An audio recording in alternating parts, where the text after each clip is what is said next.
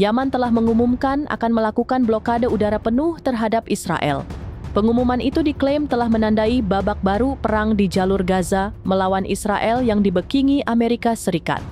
Mengutip Al-Mayadin, hal itu diutarakan oleh seorang sumber tingkat tinggi Yaman dengan tanpa disebutkan namanya. Diklaim olehnya bahwa agresi Israel AS digambarkan sebagai pelanggaran hukum internasional yang jelas.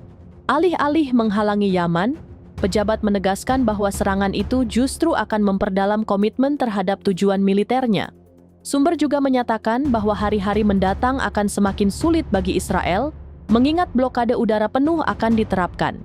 Juga, kemampuan militer perlawanan Yaman yang akan terus berkembang. Fase mendatang akan sangat sulit bagi musuh Israel. Blokade wilayah udara di Palestina yang diduduki merupakan pukulan menyakitkan bagi struktur entitas Zionis yang rapuh, menekankan bahwa Yaman akan mengambil inisiatif dalam menargetkan musuh dan tidak menunggu persamaan aksi reaksi. Mereka menambahkan bahwa kemampuan untuk memulai dan mengendalikan tempo operasi militer adalah elemen kunci dalam mencapai tujuan. Sekaligus menekankan bahwa baik AS maupun Israel sejauh ini gagal beradaptasi dengan doktrin tersebut.